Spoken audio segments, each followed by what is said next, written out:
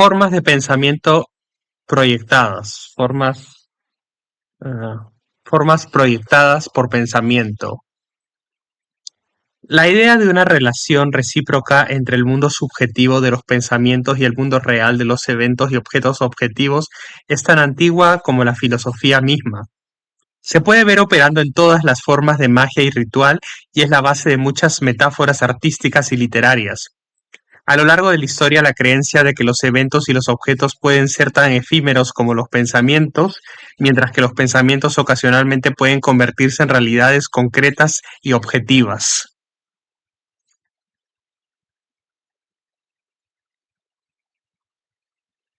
Con el auge de la ciencia moderna, tal noción se convirtió en herejía, pero siempre ha persistido y los últimos descubrimientos tanto de la parafísica como de la física subatómica le han dado cierto grado de respetabilidad. Anteriormente prohibidos, pero ahora generalmente reconocidos, están conceptos como la transmutación de la materia y la relatividad de las llamadas leyes del espacio, el tiempo, la materia y la energía. Se nos dice que un electrón puede viajar entre dos puntos en el espacio sin recorrer físicamente la distancia entre ellos, al igual que se ha observado que los objetos en nuestro propio mundo mundano desaparecen y reaparecen en otro lugar. Cuando los objetos sólidos cambian espontáneamente a ver qué dice acá. Eusapia Paladino, en el apogeo de sus poderes, en la década de 1890, podía imprimir sus rasgos en masilla en recipientes sellados, supuestamente mediante un esfuerzo de voluntad.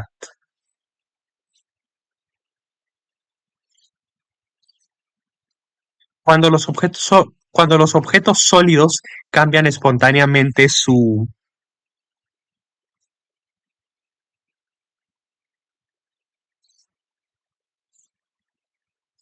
estructura, color o movimiento, estos efectos podrían ser consecuencias lógicas de la inexplicable aleatoriedad que Heisenberg demostró que existía en los movimientos de las partículas subatómicas.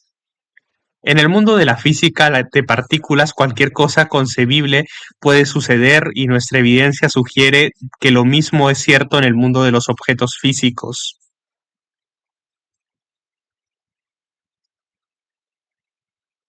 El descubrimiento de las fuerzas telequinéticas fue la principal motivación detrás de los experimentos del Dr. J. B. Rhine de la Universidad de Duke, quien comenzó a investigar lo que ahora se llama psicoquinesis en la década de 1930.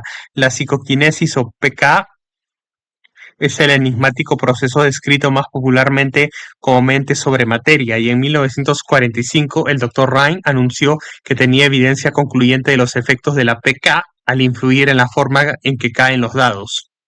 Rhine divide el tema en influencias de la PK sobre objetivos móviles como los dados, objetos vivos que podían implicar cualquier cosa, desde la levitación y el vuelo espontáneo hasta influir en el crecimiento de las plantas, y objetivos estáticos que incluyen la pensamografía asociada con TED serios, ver imagen arriba. A ver. En la década de 1960, el Dr. Jules Eisenbud estudió las afirmaciones de TED serios de proyectar imágenes mentales en películas selladas. Eisenbud no encontró evidencia de engaño durante su larga investigación. La imagen más clara de la abadía de Westminster es la imagen objetivo, mientras que la imagen borrosa es la proyección de serios.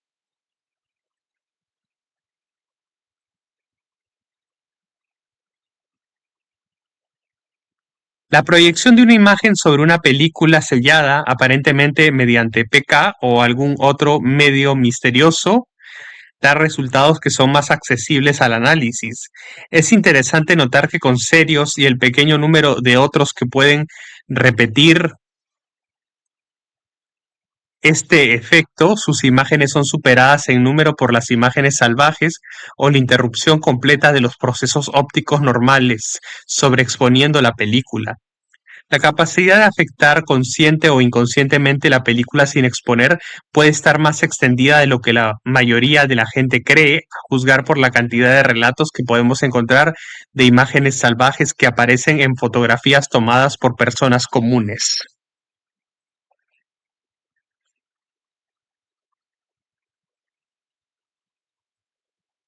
Nos interesan especialmente los casos en los que se ha logrado un efecto deseado únicamente mediante el ejercicio de la imaginación. En 1935, la señora Gertrude Smith de York, Pensilvania, descubrió que podía convencer mentalmente a sus gallinas para que pusieran huevos con imágenes. El York Gazette en Daily, 4 de abril de 1940, la citó diciendo: me paraba cerca del gallinero y visualizaba pétalos de girasol junto con mis iniciales. A los pocos días mi padre entró en casa muy emocionado y dijo: aquí está el huevo de girasol. El dibujo de un girasol estaba grabado en la cáscara en la parte aplanada. Pronto la señora Smith obtuvo más huevos estampados, uno de ellos marcados con las letras invertidas de sus iniciales.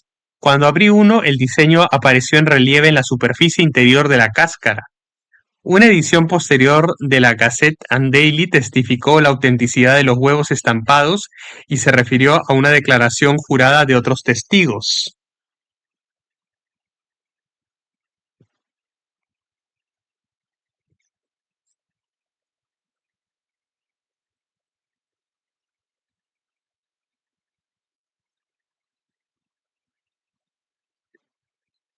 La señora Smith dijo que intentó visualizar un huevo con una sección transversal triangular y cuando llegó uno se asustó tanto por su poder que nunca más lo intentó. En varias de nuestras secciones hablamos de objetos o imágenes que aparecieron en respuesta a una demanda consciente o inconsciente y observamos su naturaleza sincrónica. Catherine Crowell da un ejemplo en El lado nocturno de la naturaleza de 1848 de una niña que soñó que le ofrecían dos rosas, una roja y otra blanca, y eligió la roja. Se despertó con un dolor en el brazo en el que poco a poco surgió la figura perfecta de una rosa perfecta en forma y color. Estaba bastante elevada por encima de la piel. Tardó 15 días en desvanecerse.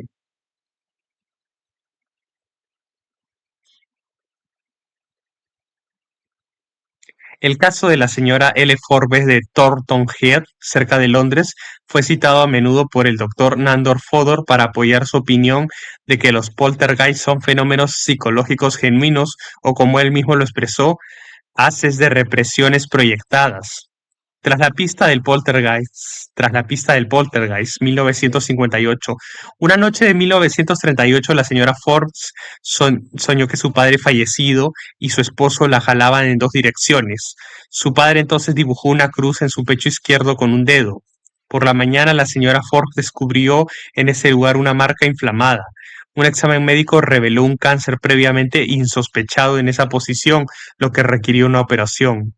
Hay muchos otros ejemplos de escritura en la piel en respuesta a pensamientos no expresados, así como a la sugestión hipnótica. En su estudio Stigmata de 1998, Ted Harrison dice que el fenómeno ha sido ampliamente discutido en la literatura médica. Se refiere a los casos de Domenica Lobianco, y un hombre anónimo llevado a un hospital universitario de Londres en la década de 1950. Se encontraba en un estado terrible, reviviendo un episodio traumático de su pasado en el que había sido atado con cuerdas. Bajo la mirada de los médicos, las inconfundibles marcas de una cuerda fuertemente atada aparecían en sus brazos.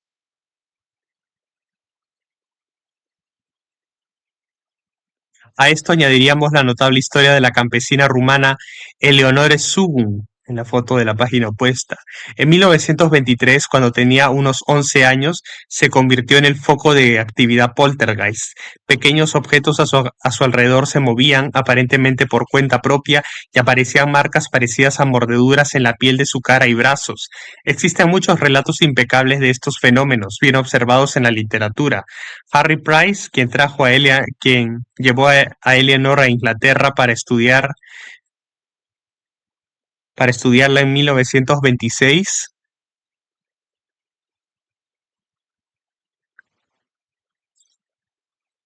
presenció una y otra vez marcas que aparecían en sus brazos como hendiduras y se hinchaban hasta convertirse en ronchas que duraban varios minutos y desaparecían rápidamente. Cuando se le preguntó, la niña dijo que el diablo, Dracu, la estaba atacando. Price nunca encontró ninguna señal de que la niña pudiera estar mordiéndose o arañándose.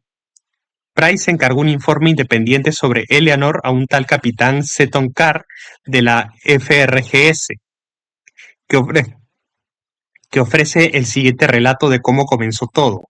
Cuando los llamados fenómenos poltergeist se hicieron evidentes por primera vez, los simples campesinos la amenazaron tanto con Dracu y lo que le haría que su subconsciente se obsesionó con la idea de azotes, mordeduras, etcétera, que los campesinos ignorantes decían que sería su destino. Seton Carr concluyó: eliminen el complejo de Dracu y la niña probablemente ya no sufriría más marcas estigmáticas. Actas del Laboratorio Nacional de Investigación Psíquica, enero de 1927. De hecho, los fenómenos de Eleonore cesaron por esta época, coincidiendo con su 14º cumpleaños y el inicio de la menstruación.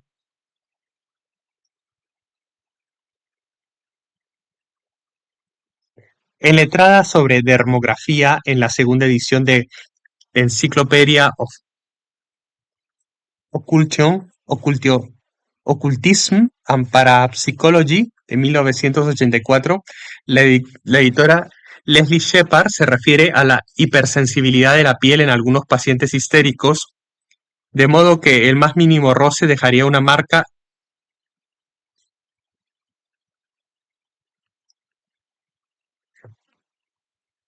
De modo que el más mínimo roce dejaría una marca.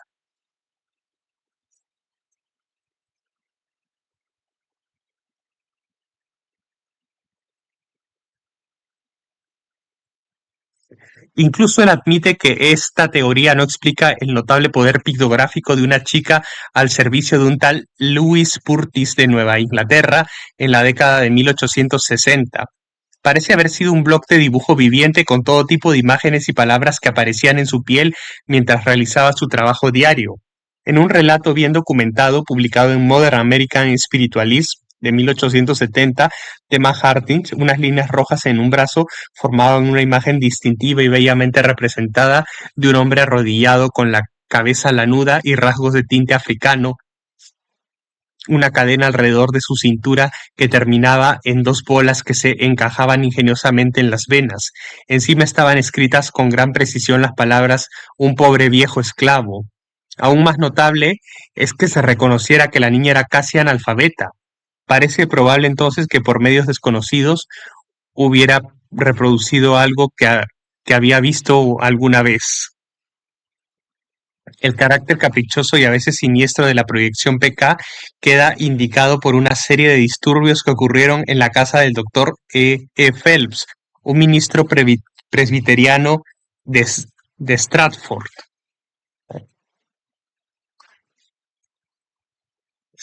Connecticut.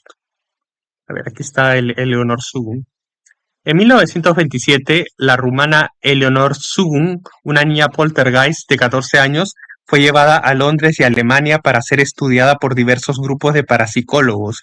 Estas imágenes pertenecen a una película rodada en Múnich para uno de los parapsicólogos más destacados de la época, el barón Schrenk Notzig, en presencia de su mentora, la condesa Basilko.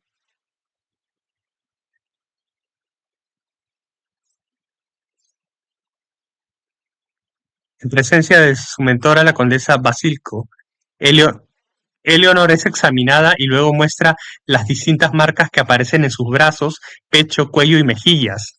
La propia Eleonor afirmó que fueron causadas por un espíritu atormentador al que llamó Dracu, diablo en rumano. Incluso la indujeron a dibujar a Dracu, como se ve abajo.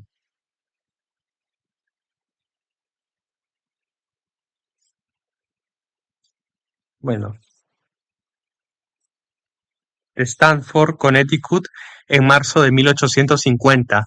El New Haven Journal and Courier del 19 de abril de 1850 cita a un testigo de los disturbios, el doctor Webster. Cuando una familia Cuando la familia Phelps regresó de la iglesia, encontraron los muebles esparcidos por las habitaciones y curiosas figuras hechas de ropa dispuestas en una de ellas, um, constituyendo una especie de cuadro que representaba una escena de culto. Había 11 figuras dispuestas en actitudes realistas.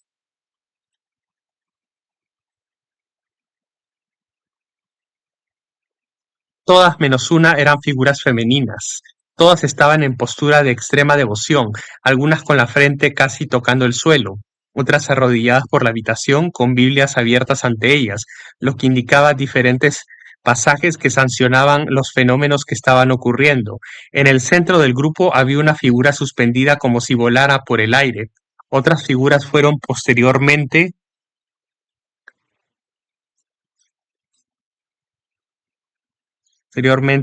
encontradas. La ropa con la que estaban hechas provenía de todas partes de la casa. Se mantuvo una estrecha vigilancia, pero nadie vio cómo se formaban las imágenes.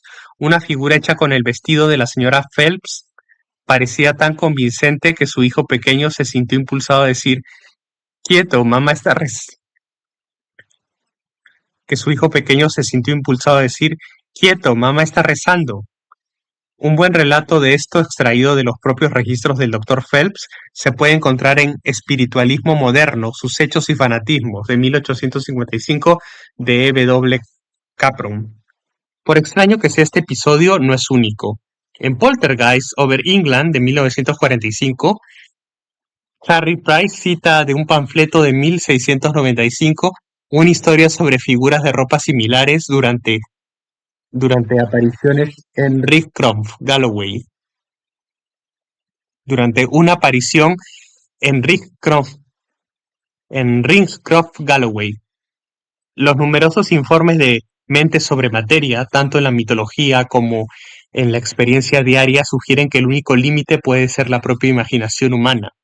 El Dr. W. E. Evans Wentz y la notable Alexandra David Neal, ambos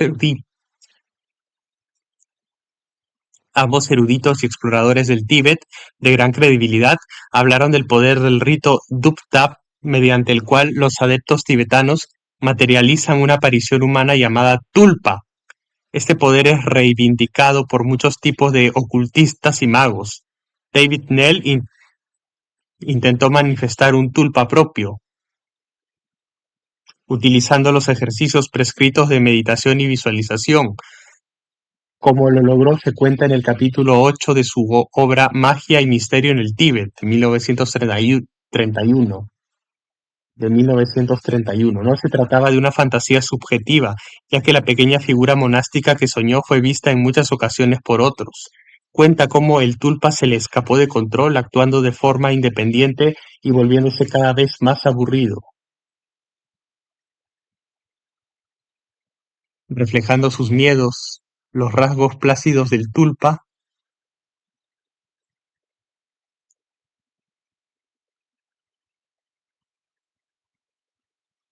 se volvieron astutos, burlones y malignos. Al final, tuvo que desmaterializarlo mediante una agotadora inversión de todo el proceso. Como ocurre con muchos de los fenómenos de este libro, los sucesos espontáneos eclipsan las débiles actuaciones de seres humanos excepcionales y ambos palidecen ante las demostraciones controladas de poder de los grandes místicos. En su vida de Milarepa, el gran yogi del Tíbet, 1928, Evan Wentz dice que el sabio, mientras moría en la Roca Roja, proyectó numerosos tulpas de sí mismo. Se cuentan historias similares de Jesús después de su resurrección, de Pitágoras y de muchas personas santas como el Padre Pío que fueron vistos en varios lugares al mismo tiempo. Un ejemplo, la bilocación transatlántica de María de Ágreda se describe en la sección sobre la teletransportación de personas. Los humanos tienen el talento salvaje colectivo de ver lo que quieren o necesitan ver, o más bien de interpretar una experiencia visual en términos de una iconografía compartida. ¿Pueden procesos como estos, que parecen proyectar imágenes perceptibles, explicar fenómenos como fantasmas, hadas y ovnis? Simplemente no lo sabemos. Estamos condicionados a pensar que es racional dividir el mundo en fenómenos subjetivos y objetivos. La experiencia vital nos dice que esto es arbitrario, ya que la base de la percepción misma es unir ambos reinos, y en tales procesos de transición, como nos recuerda Ford, ¿dónde termina uno y comienza el otro?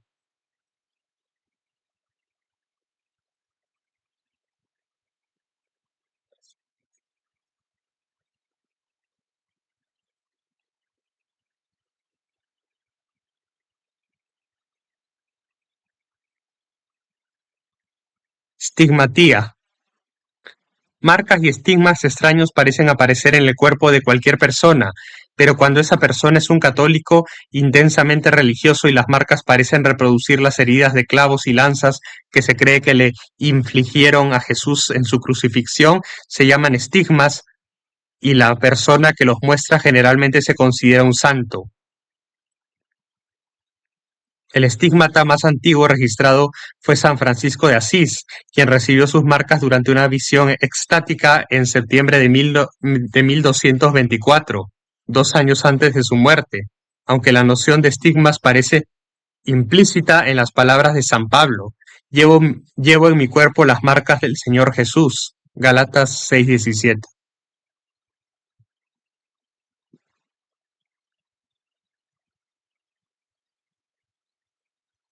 Los argumentos sobre los estigmas son voluminosos y complejos, pero no hay duda de que el fenómeno existe. El artículo del resumen de A. R. G. Owen para la enciclopedia Hombre, Mito y Magia de 1970 sugirió que ha habido al menos 300 casos. El padre Herbert Thorson, la autoridad más sólida, aísla unos 50 casos por tener documentación adecuada y los presenta en su obra Fenómenos físicos del misticismo, de 1952. Ted Harrison, ex corresponsal de asuntos religiosos de la BBC, afirma en Estigmas de 1998 que los aproximadamente 800 años transcurridos desde la muerte de San Francisco de Asís hay registros de alrededor de 406 estigmatizados. De estos, 276 eran miembros de órdenes religiosas establecidos, 352 eran mujeres y 25, a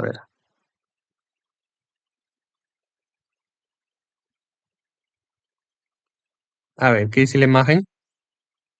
El primer estigmata importante fue San Francisco de Asís, quien recibió las marcas de la crucifixión de Cristo en 1224 durante una visión de un serafín. Esta silografía que representa el evento es de Alberto Durero. Ahí en la imagen dice: nuestra propia medicina me pregunta por los siguientes factores.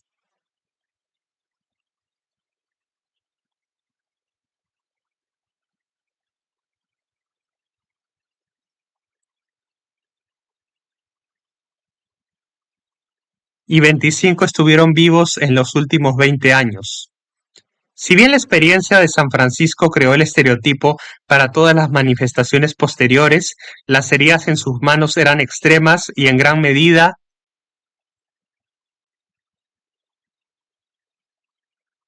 sin igual en los anales de la hagiografía. Fueron descritos en el Tractus de Miraculis, en el Tractatus de Miraculis, atribuido a Tomás de Celano y escrito a más tardar 4 años después de la muerte de San Francisco, como con la aparición de clavos negros que sobresalían considerablemente, como si un clavo real perforara la mano con su punta y cabeza proyectando a ambos lados. Celano dice que eran visibles mucho después de la muerte y da una extraña descripción de peregrinos que desfilaban ante el cuerpo radiante y aún flexible del santo. Ese también los...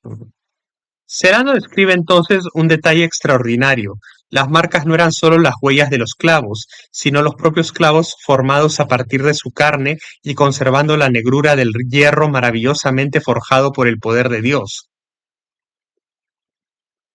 De hecho, por el poder de Dios, de hecho, implantados en la carne misma, de tal manera que si se presionaban por cualquier lado, inmediatamente, como si fueran un trozo de tendón, se proyectaban hacia el otro. La leyenda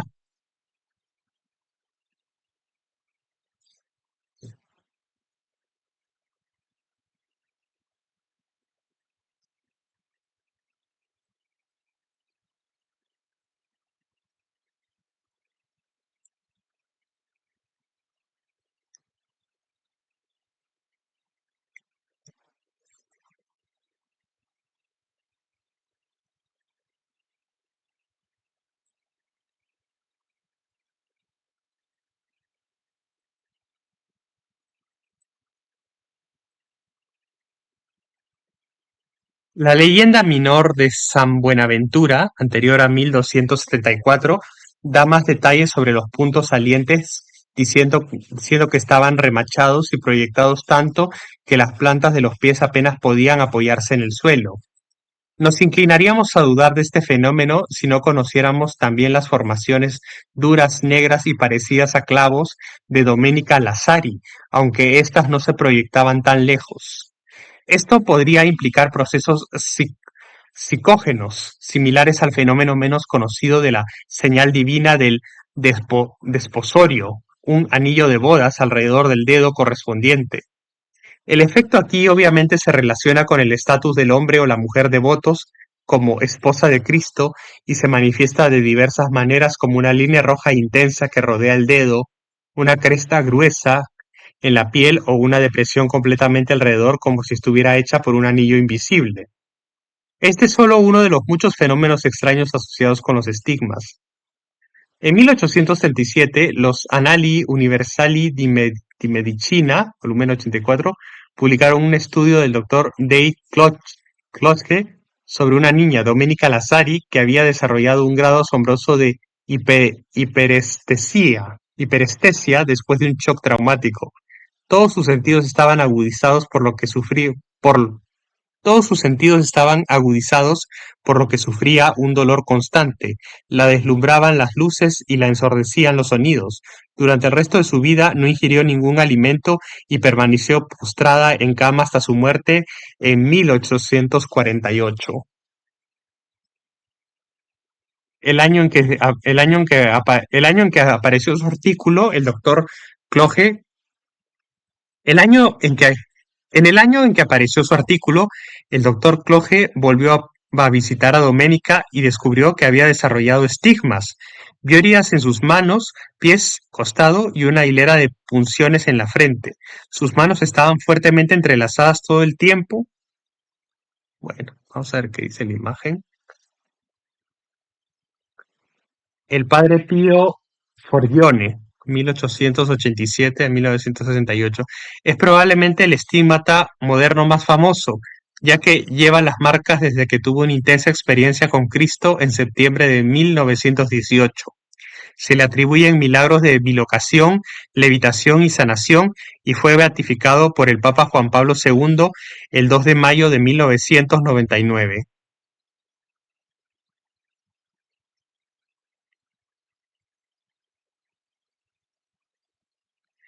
Bueno, Domenica Lazzari tenía las manos fuertemente entrelazadas todo el tiempo y en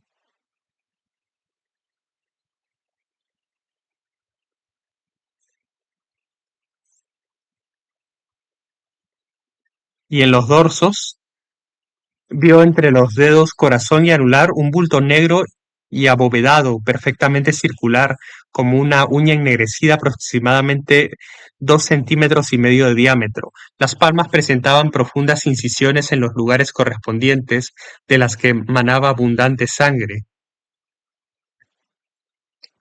Lord Shrewsbury declaró en sus cartas en 1842 que no tenía ninguna duda de que las heridas perforaban sus manos. Superando la reticencia de Domenica a revelar el origen de su constante dolor, vio claramente las heridas, la sangre y el suero. Vio claramente las heridas, la sangre y el suero bastante frescos fluyendo por la muñeca. Al examinar sus pies notó algo igualmente notable. En lugar de seguir su curso normal, la sangre fluía hacia arriba por los dedos, como si estuviera colgada de una cruz. Este curioso efecto que desafiaba la gravedad fue corroborado muchas veces.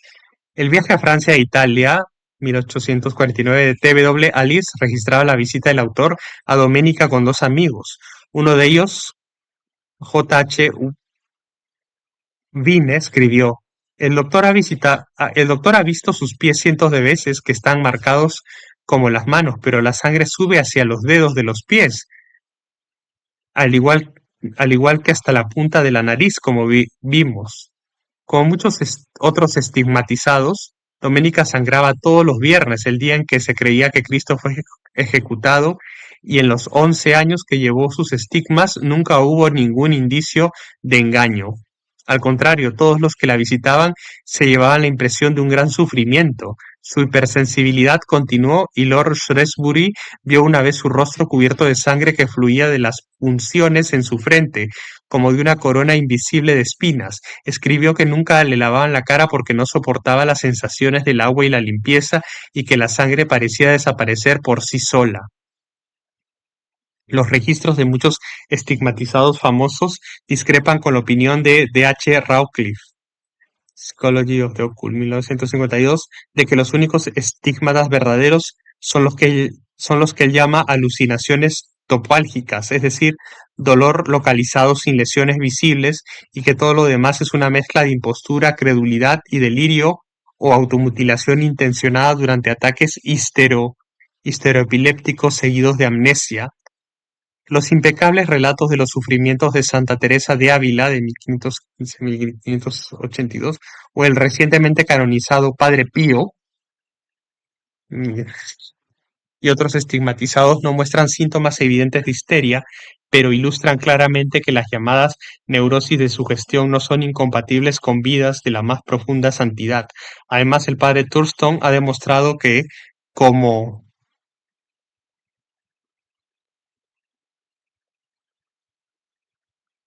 como con Domenica y Palma Mattarelli, 1822, los estigmas no siempre son producto de una devoción excesiva o una reflexión morbosa sobre los sufrimientos de Cristo. Como ejemplos modernos podríamos señalar a la californiana de 10 años Cloretta Robertson y el caso de Eleanor Shugun. El padre Thurston es cauteloso al usar el término histeria en relación con los estigmas, sugiriendo que sus connotaciones de arrebatos emocionales violentos e incontrolados son engañosas. En un sentido clínico, los trastornos histéricos no se limitan a los abiertamente neuróticos, los desequilibrados, los débiles mentales o los mentirosos patológicos. Ted Harrison, quien estudió a 6 estigmatizados modernos durante un periodo de 17 años, descubrió que habían vivido vidas difíciles que a veces incluían abuso sexual o físico, tanto como víctima como autoadministrado, síndrome de Munchausen y una autoestima extremadamente baja que raya en el odio a sí mismos. Fortean Time. Es un perfil neurótico que se repite entre muchos de los que afirman haber sido sometidos a experimentos extraterrestres. Aun así, todas las teorías de estigmatización que conocemos se desmoronan cuando se prueba frente a la amplia variación de casos reales. Existe una fuerte evidencia de que algún tipo de proceso psicógeno está involucrado y esto ha llevado a intentos experimentales de reproducir los estigmas mediante hipnosis.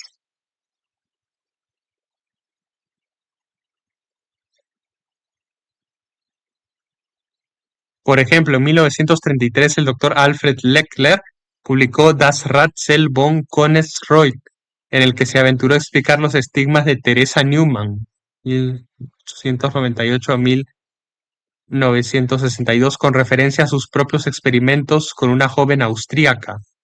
El doctor Leckler le indujo todos los estigmas clásicos mediante su gestión durante la hipnosis, incluyendo sudoración de sangre, lágrimas de sangre, la corona de espinas y un hombro inflamado causado por su imaginaria carga de la cruz. Pero a pesar de este resultado y de otros numerosos experimentos menos dramáticos, los estigmas inducidos no se pueden comparar en intensidad, persistencia y detalles extraños con los casos genuinos y espontáneos. La estigmatización parece implicar un grado de selección en sus imágenes que sugiere cierta participación subjetiva en el proceso. Las heridas en sí mismas van desde pequeñas manchas rojas que nunca sangran hasta agujeros profundos y completamente penetrantes. También se han registrado cortes rectos, formas cuadradas, ovaladas y oblongas. En algunos casos se dice que las cabezas de los clavos están en las palmas, en otros aparecen en el dorso de la mano o en un pie.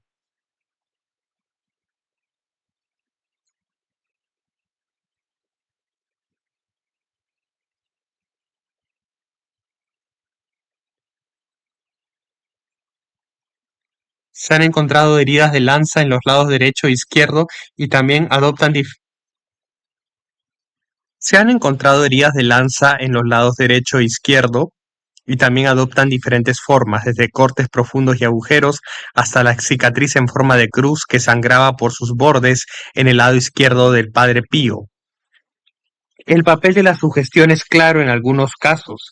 Incluso si el mecanismo sigue siendo misterioso, San Francisco fue estigmatizado en la festividad llamada Exaltación de la Santa Cruz al entrar en un éxtasis en el que rogó a Dios que le permitiera compartir la carga del sufrimiento de Cristo en la cruz. La singular cruz en forma, la singular cruz en forma de Y en el pecho de Catalina Emmerich, de 1744 a 1824, se parecía a la inusual cruz de la iglesia de Coesfeld, donde meditaba de niña. Gemma Galgani, 1878-1903, manifestó marcas de azotes sangrantes idénticas a las representadas en un gran crucifijo ante el cual rezaba a menudo.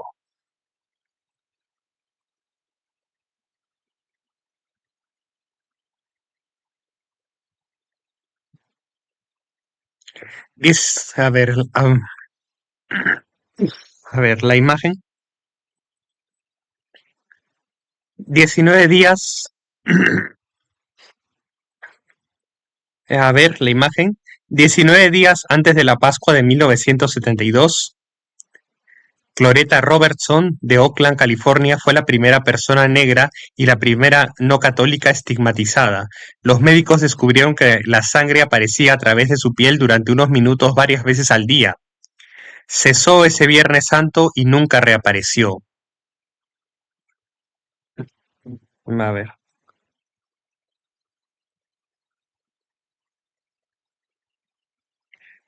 De un gran crucifijo ante el cual rezaba amén.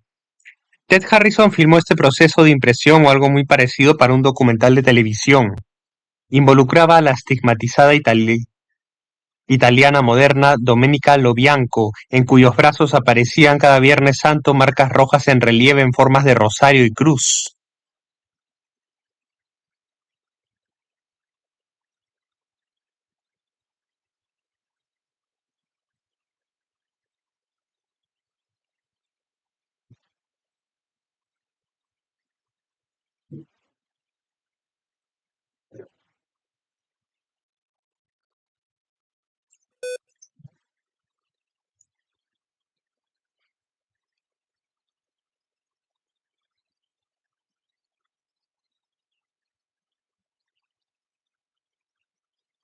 Como médico y psicoterapeuta, el doctor Marco Margnelli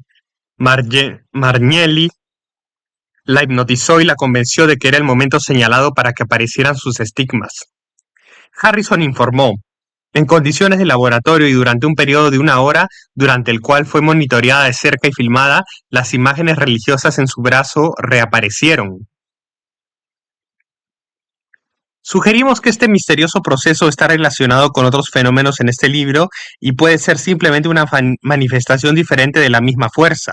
Una correlación notada por Ford es con registros de líquidos que resuman de fuentes invisibles, resumamientos misteriosos, véase flujos y resumamientos misteriosos. Sugirió que las heridas podrían teletransportarse tanto a cuerpos como a estatuas. Si tal teoría es aceptable, los efectos sugieren algún proceso análogo de teletransportación de Ford. Los estigmas de Gemma Galgani comenzaron como marcas rojas, luego una fisura se abría lentamente, visible debajo de la piel, hasta que finalmente la piel se rasgaba, revelando la cavidad llena de sangre coagulada y fluida. Esto ocurría casi todos los viernes y el agujero se curaba para el domingo. ¿Podría un proceso similar explicar la sorpresa en Japón en 1890, en la que aparecieron cortes de 1 pulgada de largo en el cuello de las personas a plena luz del día? De Religious Philosophical Journal, 17 de mayo de 1890. Otra variación del efecto de los estigmas son las heridas que aparecen en el interior del cuerpo. En 1659, Caterina Sabelli fue estigmatizada durante la comunión por, según le dijo su confesor, 5 rayos que salían de la hostia. Después de su muerte en 1691, dos cirujanos realizaron una autopsia ante muchos clérigos y encontraron una herida profunda de antigua data en su corazón. De manera similar, el corazón del beato Carlos de Sece, fallecido en 1670, examinado post-mortem por orden papal, se encontró completamente atravesado por una herida y tenía un facsímil de un crucifijo en su superficie y de un clavo de 10 o 12 centímetros de largo enterrado en su interior. Estos casos son descritos por Thurston y en la STIC del doctor Invent Gurbrine. El doctor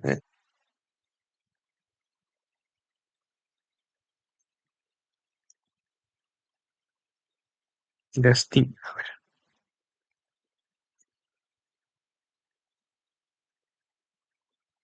Una fotografía de Teresa Newman, que falleció en 1962, llorando sangre. Ella perdía casi medio litro ella perdió casi medio litro de sangre de las manos, los pies, la sien y la frente, y una libra de peso. Bueno, perdía casi medio litro de sangre de las manos, los pies, la sien y la frente, y una libra de peso todos los viernes en una recreación del sufrimiento de Cristo. Sus estigmas se ajustaban a la descripción de las heridas de San Francisco.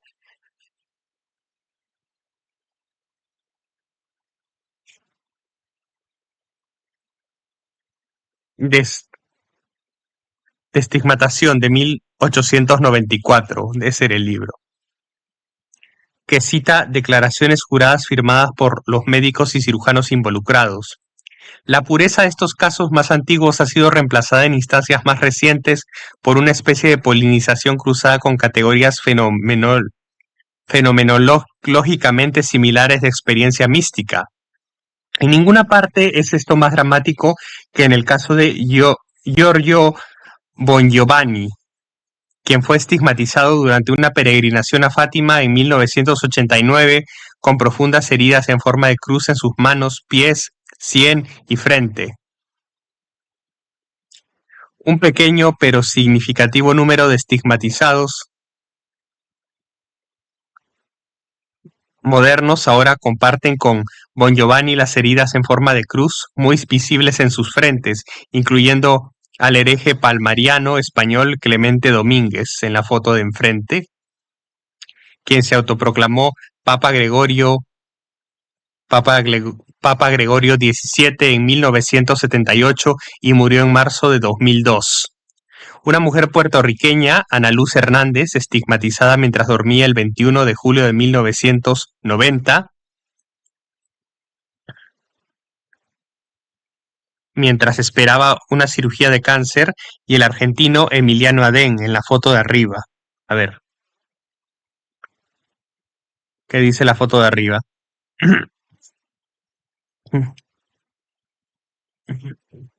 Emiliano Adén fue estigmatizado a la edad de 19 años el 21 de febrero de 1996, cuando regresaba a casa de su trabajo en un supermercado en Buenos Aires. Sintió como si le estuvieran perforando la frente, pero su novia no pudo ver nada. Nada ahí. En el hospital Pirovano, una radiografía de sangre y orina dieron resultados normales, por lo que le dijeron que solo era una migraña y lo enviaron a casa. Sentía calor y el contacto con el agua parecía hacer que sus sensaciones fueran insoportables, como si mi cabeza se estuviera abriendo. Empezó a sangrar por un punto en el centro de la frente. No era sangre normal, estaba fría, muy fría, le dijo al corresponsal del Fortean Times, Enzo Daedro. De vuelta a casa se desmayó y los esfuerzos por detener la hemorragia fracasaron. Su madre llamó a varios sacerdotes, pero ninguno quiso. Llegaron a la conclusión de que él mismo se había hecho la herida. Lo consideraron una blasfemia, lo que que él mismo se había hecho la herida, lo que consideraron una blasfemia. Desde entonces ha sangrado regularmente por las muñecas, la herida de la frente, ahora en forma de cruz y una herida profunda no revelada. Por lo demás, pasa sus días en oración y éxtasis.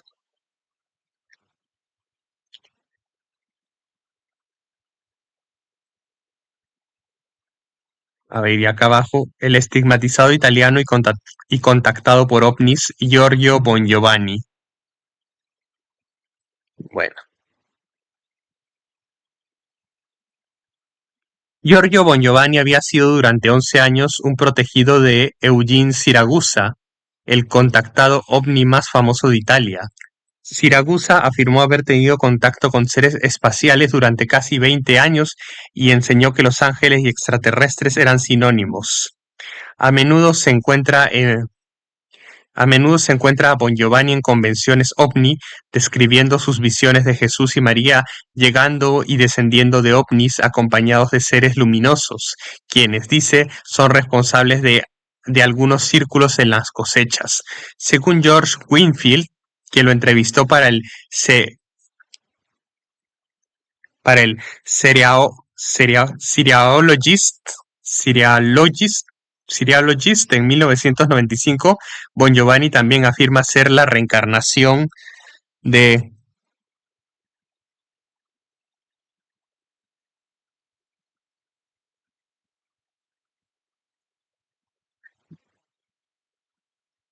de Francisco Marta, uno de los niños visionarios originales de Fátima. Pero quizá de mayor relevancia para este capítulo sea el testimonio independiente de los médicos que han examinado sus heridas estigmatizadas. Winfield registra su asombro ante la rapidez con la que se coagula la sangre fresca, 10 segundos, la ausencia de infección, como era de esperar en cualquier herida grande abierta durante algún tiempo, y la falta de anemia de Bongiovanni, como era de esperar en cualquiera que sangre con tanta regularidad y abundancia como él. Sorprendentemente, para un fenómeno tan curioso cuya historia se remonta a siglos atrás, no hay interrupción en el suministro del estigmatizado, no hay interrupción en el suministro de estigmatizados hasta la actualidad, hasta la actualidad, hasta el día presente. A ver, en la imagen.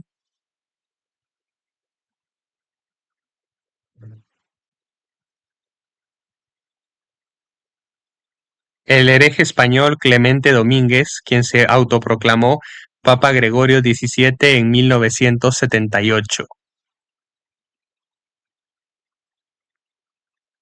Entre los muchos que conocemos se encuentran la canadiense Lillian Bernas, que ahora vive en Inglaterra y ha sufrido el dolor de la crucifixión todos los días desde 1992. La difunta Heather Woods, una mujer muy devota que vivía tranquilamente en Lincoln y solo mostraba sus heridas a los demás con gran renuencia, y Audrey Santo, una joven de 14 años de Massachusetts que es ciega y tiene daño cerebral por casi ahogarse en 1994. Pero, qué habría pensado la Inquisición de la joven alemana Anneliese Mitchell? Se lo imagina así. No solo murió durante un exorcismo, sino que se decía que su cuerpo estaba incorrupto y con estigmas. ¡Asu!